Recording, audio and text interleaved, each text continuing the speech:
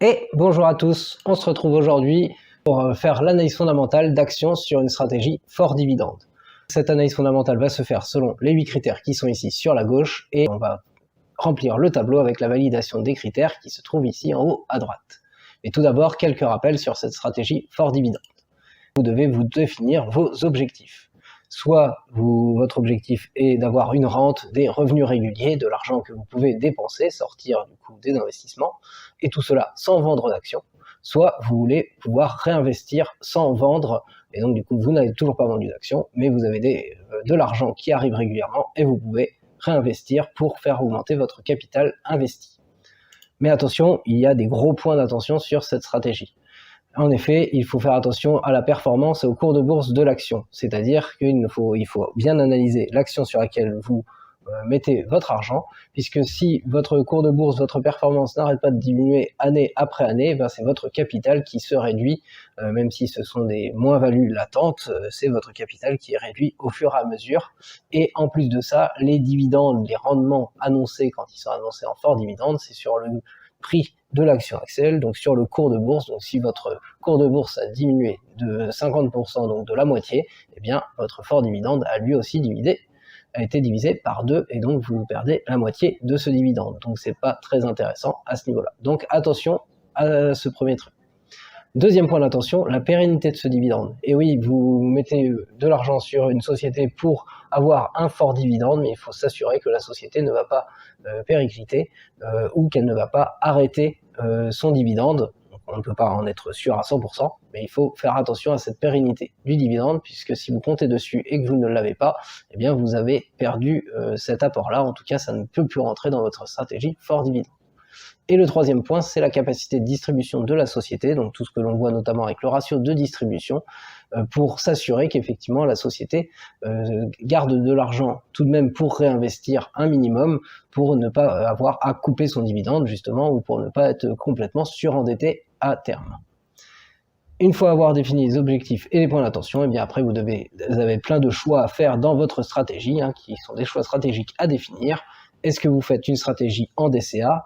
Comment exactement à définir ce DCA, mais ce dollar cost averaging, donc de l'argent à mettre au fur et à mesure, tous les mois, toutes les semaines, est-ce que c'est le même montant, pas le même montant, etc. Tout ça, c'est à définir par vous, pour faire grossir votre capital, ou est-ce qu'à un moment donné, vous arrêtez de faire grossir votre capital? Ça aussi, c'est à définir.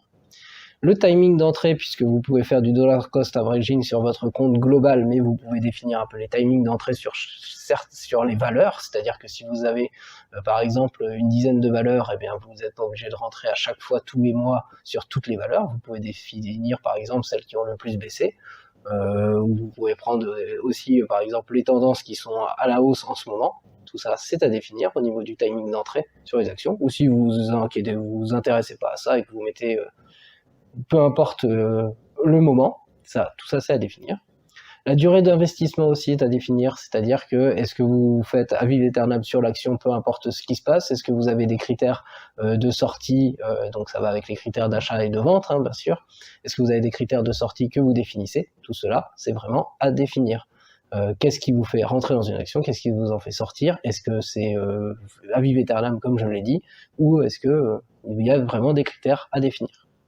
L'enveloppe fiscale aussi, le PEA, le CTO, puisque le PEA peut être très intéressant sur des forts dividendes, notamment avec les actions françaises, puisque vous ne payez pas ni la taxe du pays, puisque c'est sur PEA, ni la taxe sur les revenus.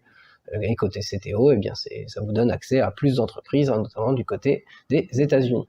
Et enfin, bien faire attention à la sélection d'actions et d'ETF, à vos critères. Moi, je vous en propose 8 à chaque fois, mais à vous de faire vos analyses, de compléter au moins les analyses par rapport à celles que je vous donne pour aller faire cette sélection d'actions et d'ETF.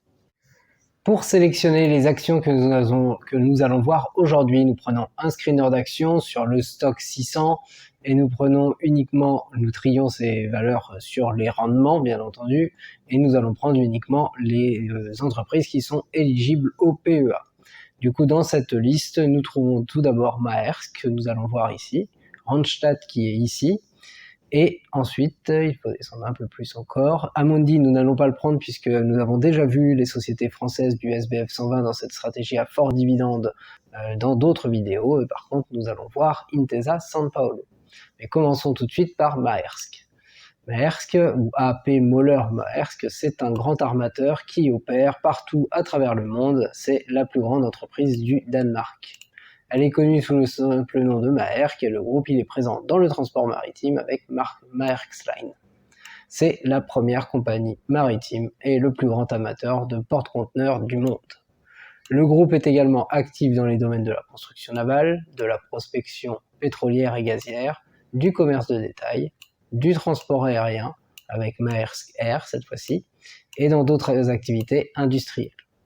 Le groupe, il compte 108 000 employés dans le monde, donc c'est un grand groupe, et vous voyez sa date de création qui est de 1904, donc c'est une société qui est très bien implantée depuis bien longtemps. Voyons voir un peu plus le détail pour ce leader mondial du transport maritime, avec l'activité qui s'organise autour de deux pôles. Premier pôle, le transport maritime de fret, avec l'exploitation à fin 2021 d'une flotte de 738 navires. Vous voyez les porte-conteneurs, remorqueurs, navires d'approvisionnement, navires gaziers, autres transporteurs spécialisés. Et le groupe il propose par ailleurs des prestations de services portuaires et logistiques. Tout ça, c'est le premier pôle. Le deuxième pôle, qu'ils appellent autres, donc ça recense plusieurs activités, ce sont notamment des activités de construction de chantiers navals, de gestion d'usines, telles que les produits plastiques et le caoutchouc, et de prise de participation. Au niveau de la répartition géographique du chiffre d'affaires, c'est la suivante, 0,9% au Danemark, on voit les États-Unis avec 22%, la Chine 5%, le Royaume-Uni 4%, les Pays-Bas 3%, le Brésil 3, l'Allemagne 2, le Mexique 2, la Russie 2, l'Australie 2, l'Inde 2, le Nigeria 2, l'Espagne 2, Singapour 0,8 et autres pour 43%. Vous comprenez que comme là on a affiché les plus gros pourcentages et qu'il y a encore 43%, la répartition géographique dans le monde elle est vraiment parfaite. Au niveau de cette société, elle est donc là en place depuis bien longtemps, c'est tout simplement le leader mondial dans le transport maritime. Deux pôles bien distincts avec des activités bien distinctes, notamment dans le deuxième pôle, et une répartition géographique un peu parfaite, et donc du coup nous pouvons mettre du vert côté business. Et bien entendu, pour compléter, vous pouvez aller voir les différentes solutions sur le site de Maersk avec les services de transport, la chaîne d'approvisionnement et logistique, le service financier et les solutions digitales. La capitalisation boursière pour l'entreprise Maersk, elle s'affiche ici à 344,58 milliards de DKK, donc ce sont des couronnes danoises. Si on fait la conversion, les couronnes danoises, ça nous fait environ 46 milliards d'euros. Et donc, c'est une grosse capitalisation boursière de cet indice Stock Europe 600. Et nous pouvons mettre du vert pour ce critère. Le résultat net en jaune sur le graphique ici dessus, eh bien ça se voit à l'œil nu que c'est en croissance puisque 2021 est bien au-delà au niveau de la barre jaune des années avant. Mais par contre, c'est pas strictement en croissance, tout simplement parce qu'on voit la diminution entre 2018 et 2019, puisqu'en 2019 on passe dans le négatif ici, à moins 84 millions. Du coup, eh bien, c'est en croissance, mais pas complètement croissant, avec 2 années en négatif 2017 et 2019, et donc nous allons mettre du vert clair pour cette tendance plutôt croissante. À noter que cette tendance elle va encore se poursuivre en croissance et donc rester en vert clair pour les résultats 2022 avant de s'affaisser normalement sur les années 2023-2024. Ce sont les estimations. 2023 devrait être un montant de résultat net un peu inférieur à celui de 2021, même si on sera bien au-delà normalement de 2018 et 2020 pour les années à venir. Mais à noter cet affaissement tout de même. Le cours de bourse, il apparaît haussier. Vous voyez ici s'afficher sur 5 ans 39,48% de hausse. C'est donc une forte hausse sur les 5 dernières années. Et si nous prenons par rapport à mi-juin 2019, sur les 3 dernières années, c'est encore une plus forte hausse parce qu'il y avait d'abord une correction, on le voit.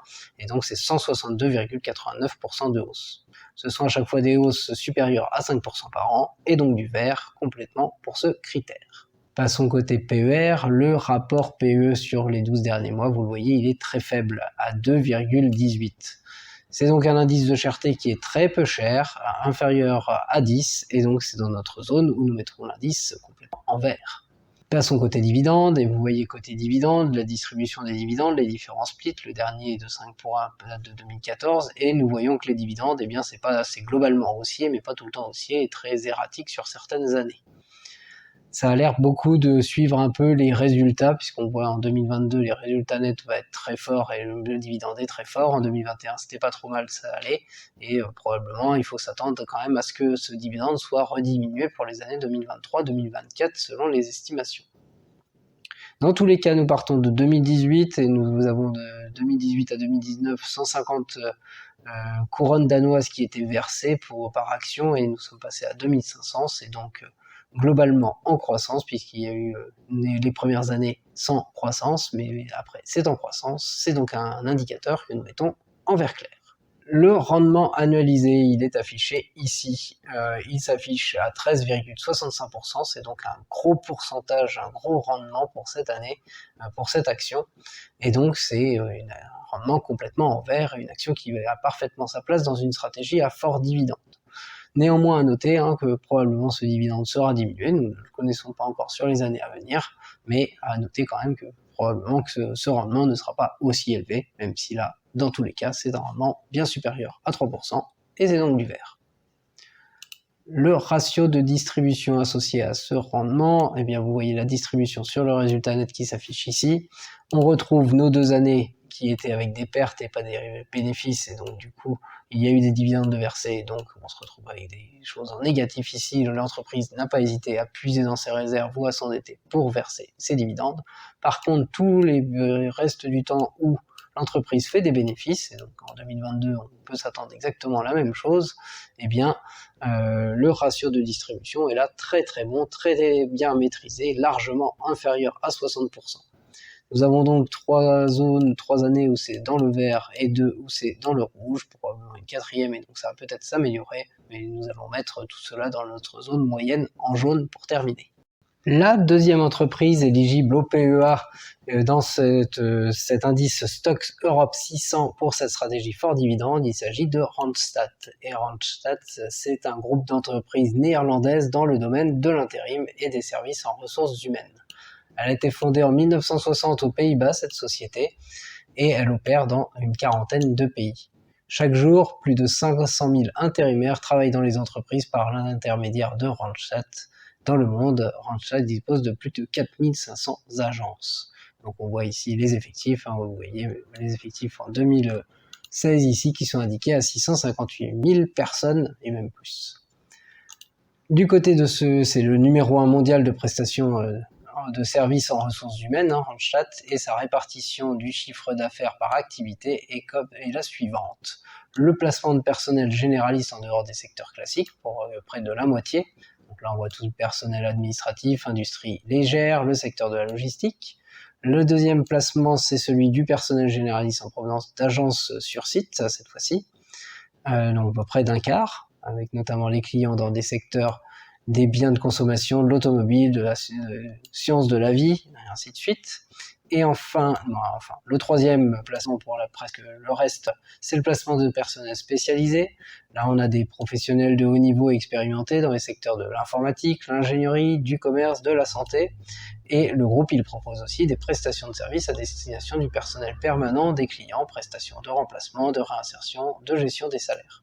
Et un peu d'autres activités. Au niveau des activités, on voit donc que c'est déjà bien diversifié. À fin 2021, donc là, le nombre d'agences, on l'a déjà vu, on a un peu moins d'agences que tout à l'heure, à fin 2021. Mais au niveau de la répartition géographique du chiffre d'affaires, nous avons 13% du côté des Pays-Bas, 14% en France, 8% en Italie, 7% en Allemagne, la Belgique et le Luxembourg représentent près de 6%. L'Ibérie 6%, l'Europe 9%, l'Amérique du Nord 18% et les autres 15%. Et là, tout comme pour les activités, on voit que c'est très diversifié. Pour cette entreprise bien implantée dans le monde, très diversifiée au niveau de ses activités et au niveau de sa répartition géographique, nous pourrons donc mettre du vert, c'est tout simplement le numéro 1 mondial en prestation de services de ressources humaines. Les différentes marques, vous pouvez les retrouver sur leur site, puisqu'ils officient à travers différentes marques, cet regroupement d'entreprises Randstad.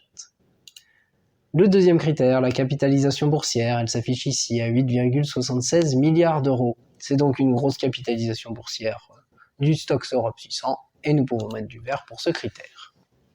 Au niveau du résultat net, en jaune sur le graphique ci-dessus, eh bien nous voyons que ce résultat, là ça se voit pas forcément à l'œil nu, mais nous partons de 631 millions en 2017 pour aller à 768 millions en 2021 et en passant par 606 millions en 2019. Donc globalement, on est croissant, même si on voit qu'on a baissé entre 2017 et 2018 et 2019, et donc on n'est pas totalement croissant, on a même encore baissé en 2020 avant de repartir à la hausse. Du coup, eh bien, nous pouvons mettre cette tendance en vert clair, puisque c'est croissant, mais pas complètement croissant.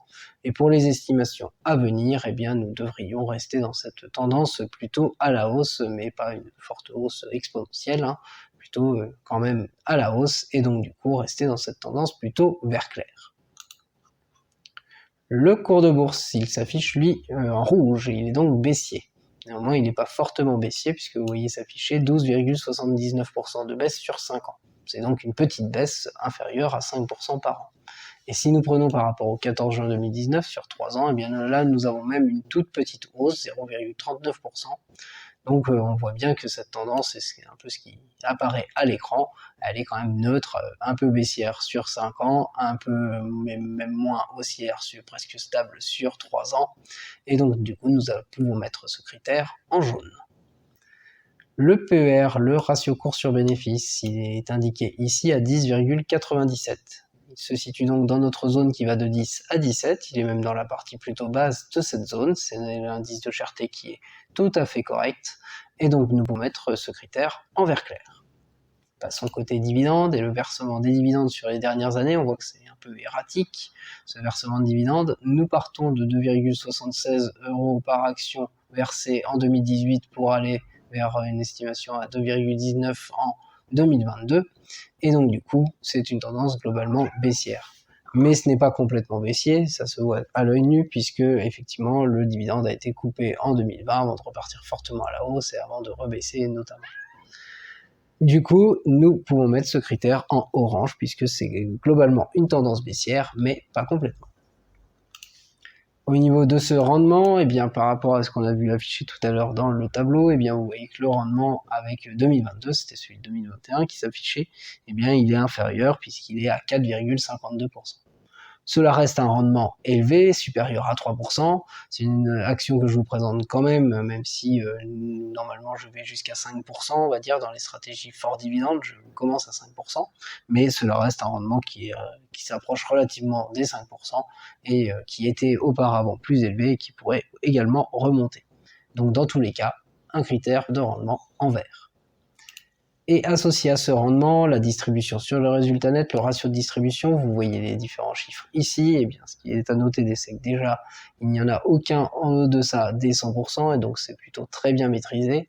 Et si nous rentrons dans le détail, et bien c'est même parfaitement maîtrisé pour les années 2017, 2018 et 2020, et c'est un tout petit peu moins bien maîtrisé plutôt dans notre zone neutre en 2019 et 2021. Si les résultats ont tendance à s'afficher correctement pour les années à venir et à être plutôt en tendance globalement croissante, et on peut espérer que ça soit un peu comme sur les autres années, même là à considérer pour 2020 que finalement le 4% c'est 0% puisque ça a été complètement coupé. Donc du coup ça nous fait 3 en vert, 2 en jaune, et donc du coup nous pouvons clairement mettre du vert clair à la zone moyenne de ces deux zones, et donc c'est quelque chose, un dernier critère où il n'y a aucun souci à se faire pour la santé financière de l'entreprise. Pour la troisième entreprise pour aujourd'hui, nous partons du côté de l'Italie avec Intesa Sanpaolo. Intesa Sanpaolo, c'est tout simplement la plus importante banque italienne. Elle possède plus de 12 millions de clients, elle domine le marché italien et elle bénéficie d'une forte présence internationale dans l'Europe centrale de l'Est, ainsi que dans le bassin méditerranéen. Elle a été fondée en 2007, cette banque, et vous voyez les effectifs en 2017, ils commençaient à approcher les 100 000 personnes. Au niveau de son organisation autour de 4 pôles pour ce premier groupe bancaire italien, le premier pôle c'est la banque de détail. Donc on va retrouver tout ce qui est bancaire classique avec la vente de produits et de services bancaires classiques spécialisés, les crédits à la consommation, les crédits bail, les crédits immobiliers et ainsi de suite. On retrouve en second pôle la banque d'investissement, de financement et de marché avec tout ce qui est capital investissement, le conseil en fusion-acquisition, les financements spécialisés tels que les projets gouvernementaux, les infrastructures, ou encore l'intermédiation financière. Parmi le troisième pôle, on retrouve toute la gestion d'actifs avec l'activité qui est assurée au travers de, vous voyez, plusieurs sociétés qui sont des marques, on va dire, hein, pour Intesa Sanpaolo, ou en tout cas des partenaires pour Intesa Sanpaolo. Et pour le quatrième pôle, c'est autre, c'est la partie assurance, avec là encore d'autres marques pour d'autres sociétés de ce groupe bancaire Intesa Sanpaolo et tout ce qui est banque privée. On voit à fin 2021, le groupe il gère 357,5 milliards d'euros d'encours de dépôt et 439 milliards d'euros d'encours de crédit. C'est des chiffres qui sont juste énormes. La commercialisation des produits et des services est assurée à travers un réseau de 4719 agences qui sont implantées essentiellement en Italie. Et comme nous l'avons vu, elle a quand même une grosse présence, notamment du côté de l'Europe. C'est donc des activités qui sont bien diversifiées, comme souvent pour une grosse banque, une grosse bancaire en tout cas, des activités qui sont bien aussi implantées du côté de l'Italie et de l'Europe. C'est tout simplement là le premier groupe bancaire italien, et donc nous pouvons mettre du vert côté business. Bien sûr, toutes les informations sur leur site, mais vous allez retrouver beaucoup les activités bancaires. La capitalisation boursière, elle s'affiche ici à 36,22 milliards d'euros. C'est donc une grosse capitalisation boursière du Stoxx Europe 600, c'est donc du vert pour le deuxième critère. Passons côté résultat net et son évolution sur le graphique en jaune ci-dessus, et on voit que là, cette fois-ci, ça va pas être une évolution positive puisque la barre en jaune en 2017 à 7,32 milliards est supérieure aux 4,19 milliards de 2021. Et nous passons par un plus bas à 4,18 milliards qui est juste en dessous de 2021, et donc du coup, on voit que là, ça avait une tendance un peu qui oscille un peu maintenant, et donc du coup nous pouvons mettre cette tendance en jaune puisque ça augmente sur 3 ans, ça diminue sur 5 ans. Et ce qui est intéressant de voir, c'est les résultats à venir, et les résultats à venir en 2022 vont être supérieurs à 2018, en tout cas ce sont les estimations, et donc du coup nous allons reprendre une tendance plutôt à la hausse, même si ce ne sera pas fortement haussier, ce sera quand même une tendance plutôt croissante, et donc ce critère qui est plutôt jaune actuellement, eh bien, va repasser dans la zone en vert clair pour les années à venir. C'est pour ça que je la présente ici. Le cours de bourse, bien lui, il est baissier plutôt, 30,55% de baisse, et donc un bon rouge, une bonne descente sur 5 ans. Et si nous prenons par rapport à mi-juin nous étions ici, et nous avons là une toute petite hausse de 0,62%. Donc comme pour Randstad, comme pour la deuxième entreprise, même si la baisse est plus marquée quand même, eh bien nous sommes un peu revenus dans une tendance un peu très neutre, et donc nous pouvons mettre ce critère en jaune avec une petite hausse, mais vraiment minime, sur 3 ans, et une baisse assez importante cette fois sur 5 ans. C'est tout de même du jaune, même si ça pourrait rapidement changer de couleur. Si effectivement ça continue de diminuer, eh bien très rapidement on pourrait revenir vers du orange. Mais pour l'instant, c'est du jaune. Le PER, le ratio cours sur bénéfice, il s'affiche à 9,78. Il est donc tout juste inférieur à 10, mais il est dans le haut de cette zone. C'est néanmoins la zone d'indice de cherté qui est très bas, une zone que nous mettons donc en vert. Passons sur les critères des dividendes, et on voit sur les dividendes que là aussi il y a un côté erratique de ce dividende, exactement comme pour Randstad que nous avons vu juste avant.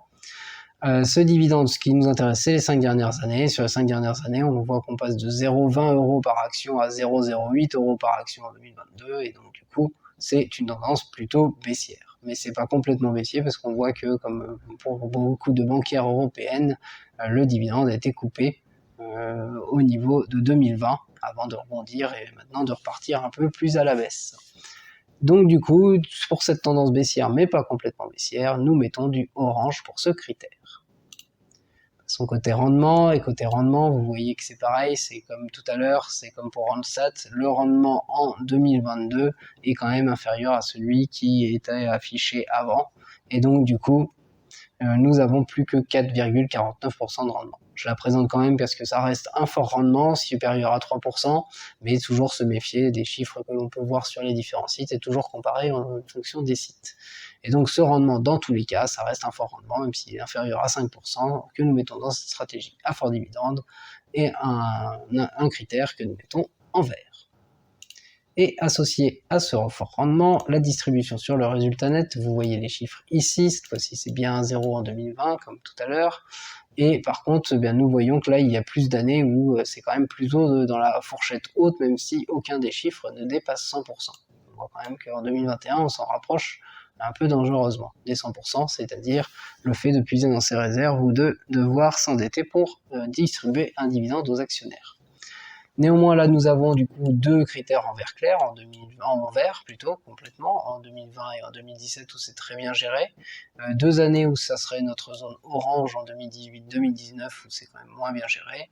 Et une zone rouge, même si c'est pas une zone rouge catastrophique car c'est toujours moins de 100%, en 2021. Du coup, eh bien, tout cela fait quelque chose d'assez moyen et donc nous allons mettre ce dernier critère dans notre zone jaune.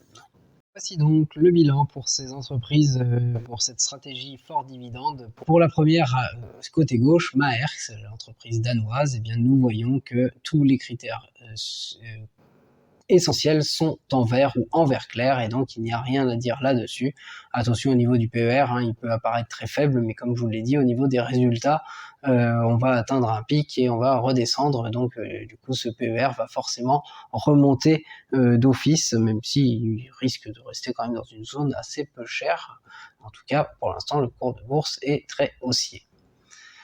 Au niveau des dividendes, rien de très inquiétant là-dessus, même si la distribution se fait même quand il y a des pertes sur certaines années. On voit que sinon, globalement, c'est quand même bien géré et avec un fort rendement et qui est en augmentation, même si, attention, avec la chute des résultats, il y a de fortes chances que ce rendement baisse à l'avenir. Mais il restera probablement élevé tout de même.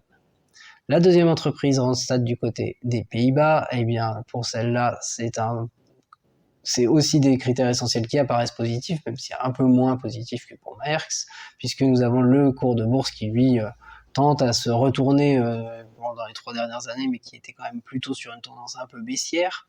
Mais sinon, il n'y a rien d'inquiétant au niveau des résultats, ni de ce à venir avec les estimations, ni du PER et de la valorisation actuelle de l'action. Et puis avec les résultats qui, là, vont continuer à augmenter, la valorisation de l'action ne peut être que bonne. Au niveau des dividendes, là, il est à noter quand même que ce dividende, il n'est pas fait de façon progressive en augmentation, donc il faut faire attention au montant qui peut être versé. Néanmoins, dans tous les cas, généralement, c'est un rendement qui est fort et une distribution qui est parfaitement maîtrisée ou presque parfaitement maîtrisée pour Randstad. Donc pas de souci pour la santé financière de l'entreprise. Et la dernière entreprise, là nous sommes du côté de l'Italie avec Intesa Sanpaolo. Là c'est un peu plus mitigé puisque là nous avons deux critères cette fois-ci qui sont dans notre zone jaune et donc en plus le cours de bourse il est très proche de la zone orange. Donc ça apparaît un peu plus mitigé, mais néanmoins avec les résultats, les estimations sont plutôt bonnes pour les années à venir, et donc du coup cela pourrait améliorer un peu la tendance pour cette bancaire, avec notamment là aussi la relevée des taux de la BCE. Tout cela peut améliorer la situation pour les bancaires à voir à venir, parce qu'il ne faudrait pas non plus qu'on rentre dans une récession avec des emprunteurs qui ne peuvent plus rembourser leurs prêts. Du côté du PER, il est faible, et du côté des dividendes, là c'est le même constat que pour Randstad, le dividende est attention très erratique et peut être fortement baissé. L'entreprise a l'air de quand même pas parfaitement, mais assez bien gérer sa distribution de dividendes pour ne pas non plus s'endetter trop, mais comme pour une bancaire, ses rendements restent souvent très élevés. C'est pour ça qu'elle fait bien partie de cette stratégie. Voilà pour cette première vidéo sur un nombre indéterminé. Moi, je vous souhaite une très bonne journée et je vous dis à très bientôt.